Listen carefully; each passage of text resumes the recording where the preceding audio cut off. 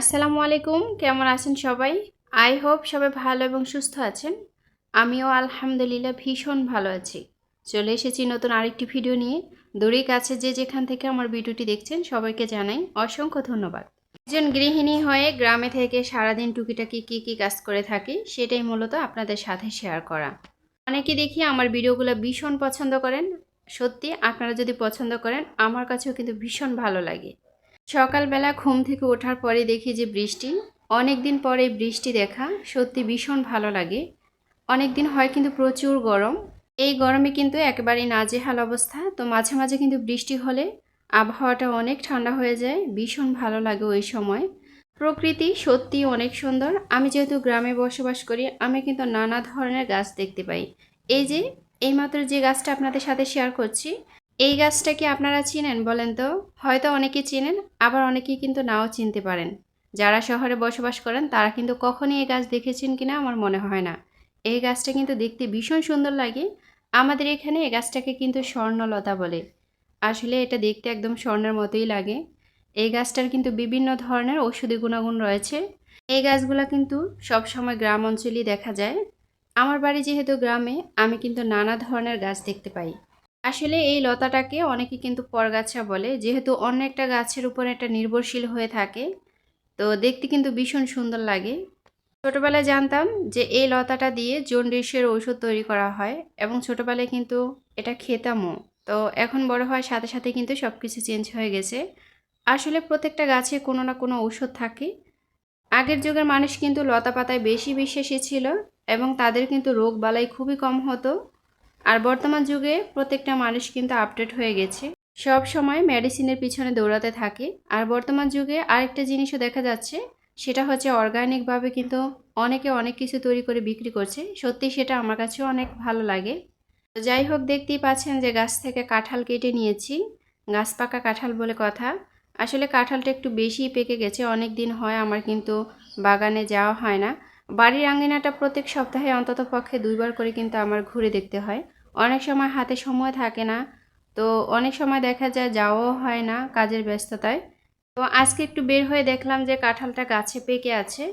তো গাছ পাকা কাঁঠাল বলে কথা, সত্যিই কিন্তু অনেক মিষ্টি হয়। এবছর যেহেতু বৃষ্টি কম হয়েছে, যার কারণে প্রত্যেকটা কাঁঠালের কোষ কিন্তু খুবই নরম।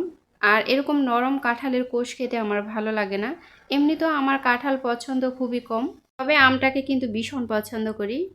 অনেক মানুষের মুখে আমি শুনেছি যে কাঁঠালের চাইতে আমটাকে ভীষণ পছন্দ করে। তা আমিও কিন্তু তার ব্যতিক্রম নয়। তো যাই হোক, দেখতেই পাচ্ছেন বৃষ্টি হচ্ছে, আবহাওয়াটা কিন্তু একেবারে ঘোর অন্ধকার। এরকম ঘোর অন্ধকারের ভিতরে আপনাদের মাঝে শেয়ার করার জন্যই কিন্তু একটু শ্যুট করে নেওয়া। বৃষ্টির যে একটা আওয়াজ, এই আওয়াজটা আমার এতটাই ভালো লাগে। যেহেতু টিনের চালে কিন্তু বৃষ্টির আওয়াজটা খুবই সুন্দর শোনায়। গ্রামে কিন্তু বৃষ্টিটাকে বেশি এনজয় করা যায়, যেহেতু অনেক খোলামেলা জায়গা থাকে, সবুজ প্রকৃতি, বড় বড় খোলা মাঠ থাকে। এই সাথে কিন্তু ছোট ছোট টিনের ঘর থাকে। শহরে যেহেতু প্রচুর বিল্ডিং, ফাঁকা জায়গা খুবই কম থাকে, যার কারণে কিন্তু বৃষ্টিটা উপভোগ করা হয় খুবই কম। আমি গ্রামে বসে থেকে কিন্তু বৃষ্টিটাকে বেশ এনজয় করি। দেখতেই পাচ্ছেন জানালা দিয়েও কিন্তু আপনাদের মাঝে একটু হলেও শেয়ার করার চেষ্টা করছি। ঘরের ভিতর থেকে যদি এরকম বৃষ্টির আওয়াজ, সবুজ প্রকৃতি দেখা যায়, সত্যি কিন্তু ভীষণ মুগ্ধ হয়ে যাই। মাঝে মাঝে দক্ষিণ থেকে যখন বাতাস শুরু হয়, সত্যি এতটাই ভালো লাগে। বিশেষ করে যখন বেশি গরম পড়ে তখন কিন্তু বেশ এনজয় করি। সকালবেলা যেহেতু বেশ খানিকটা সময় বৃষ্টিতে কাটিয়েছি, যখন একটু দুপুর গড়িয়ে এলো, বিশেষ করে 11টা বা 11:30টার দিকে, ওই সময় কিন্তু এত সুন্দর রোদ, কি বলবো।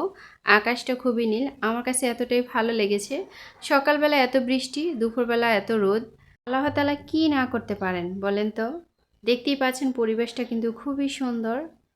আপনারা অনেকেই জানেন আমি বাড়িতে বিভিন্ন ধরনের গাছ রোপণ করার চেষ্টা করি, এবং বিভিন্ন ধরনের ফল গাছও কিন্তু রোপণ করি। সেই সাথে কিন্তু সবজি গাছও থাকে। আমাদের বাড়িতে কিন্তু নানা ধরনের ফল গাছ রয়েছে, এর পাশাপাশি কিন্তু ড্রাগন গাছও রয়েছে। ও মাশাআল্লাহ, ড্রাগন কিন্তু অলরেডি পেকে গেছে, দেখতেই পাচ্ছেন। আমি কিন্তু এখন ছিঁড়ে নিব। ড্রাগন গাছে কিন্তু কাঁটা থাকে, যার কারণে একটু সতর্কতার সহিত কিন্তু ছিঁড়ে ফেলতে হয়। তবে ফল কাটার কিন্তু কেচি আছে, আমার কাছে কিন্তু সেটা নেই। আমি সবসময় কিন্তু হাত দিয়ে ফল ছিঁড়ে নেই। আসলে হাত দিয়ে ফল ছিঁড়ার মজাটাই কিন্তু অন্যরকম থাকে। আর নিজের গাছের ছোট হোক বা বড় হোক, সবজি বলেন ফল বলেন, এটা যে কি যে একটা আনন্দ বলে বোঝানো যাবে না। তো বাড়িতে কিন্তু নানা ধরনেরই ফল গাছ রোপণ করেছি। তো যাই হোক, এর ভিতরে কিন্তু 4টা ড্রাগনের ঝাড়ই লাগিয়েছিলাম। তো বর্ষাকালে কিন্তু এই ফলগুলো আসে, শীতকালে কিন্তু আমি কখনোই দেখি না। যদিও অনেকে বলে যে ড্রাগন গাছে 12 মাসই ফল থাকে, তবে আমার গাছে কিন্তু কখনোই থাকে না। আর আমাদের এই ফলের ভিতরে যে কালারটা সেটা হচ্ছে গাঢ় পিঙ্ক কালার, খেতে এতটাই ভালো লাগে। অনেকের মুখে আমি বলতে শুনেছি যে ড্রাগনটা পানসে পানসে লাগে, যেটা বাজার থেকে কিনে খায়। আসলে সত্যি কথা কি জানেন, বাড়ির যে গাছ পাকা ফলটা, এটার মজা সত্যি অন্যরকম। এটা যেমন মিষ্টি, সেই সাথে কিন্তু হালকা টক রয়েছে। তো টক মিষ্টি মিলে এতটাই ভালো লাগে, এবং ভিতরের কালারটা কিন্তু খুবই অদ্ভুত হয়। আসলে ড্রাগন ফলের কিন্তু কয়েকটাই জাত আছে। যখন আপনি নার্সারিতে কিনতে যাবেন, তবে তারা কিন্তু আপনাকে যেটাই বুঝ দিবে সেটাই পাবেন। অনেক সময় দেখা যায় কি সঠিকভাবে কিন্তু তারা দেয় না, আর অনলাইন থেকে আনলে কিন্তু আরও বেশি ধোঁকা খাবেন। তো যাই হোক, আমরা যখন ড্রাগনের চারা অর্ডার করেছিলাম তখন কিন্তু আমাদেরকে বলেছিল যে এখানে 3 জাতের ড্রাগন পাবেন, কিন্তু যখন ফল দেওয়া শুরু হলো, প্রত্যেকটা ঝাড়ে দেখতে পেলাম যে একই রঙের ফল, ভিতরের কালারটা কিন্তু একই ধরনের। আমি আপনাদেরকে একটু কেটে দেখাচ্ছি। এই তো দেখতেই পাচ্ছেন, ভিতরের কালারটা কিন্তু খুবই সুন্দর, একদমই গাঢ় পিঙ্ক কালার।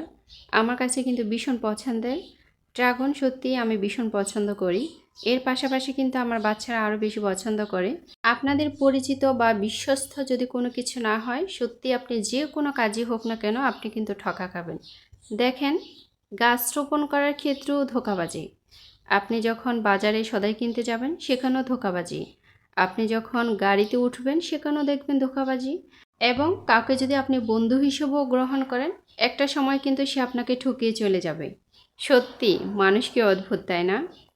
এবং সংসার জীবনও দেখবেন, স্বামী স্ত্রীর কাছ থেকে ঠকা খায় এবং স্ত্রী স্বামীর কাছ থেকে ঠকা খায়। সত্যি এভাবে করেই কিন্তু প্রত্যেকটা মানুষের জীবন চলমান।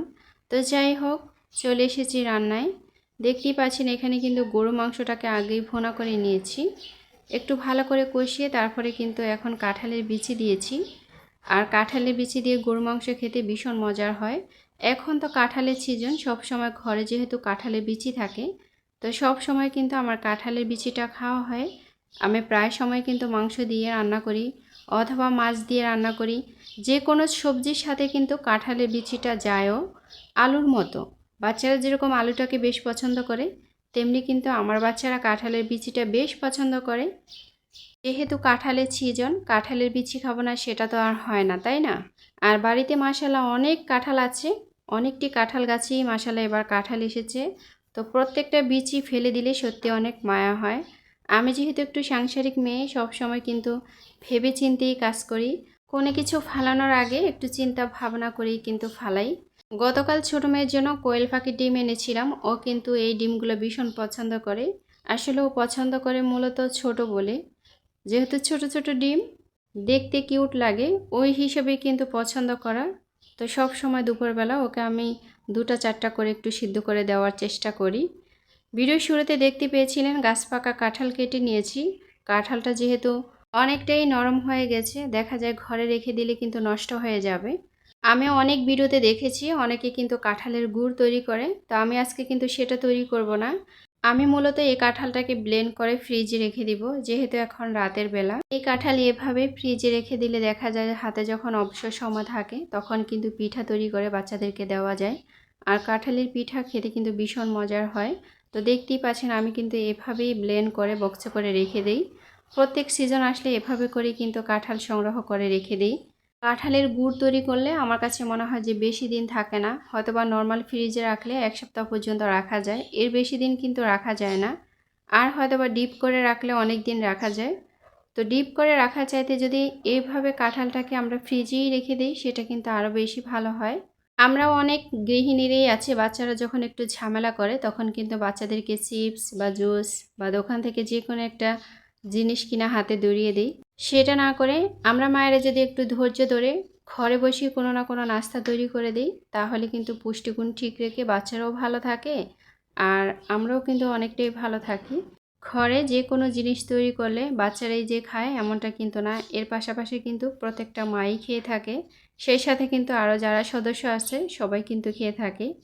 এভাবে করে কিন্তু আপনারা চাইলে কাঁঠালের ব্লেন্ড করে ফ্রিজে রাখতে পারেন, দেখবেন যখন অবসর সময় থাকে বা বাচ্চারা যখন কান্নাকাটি করে বা ঘরে যখন কোনো কিছু না থাকে তখন এভাবে আপনারা পিঠা তৈরি করে বাচ্চাদেরকে দিতে পারেন। তো সবাই ভালো থাকবেন, টাটা।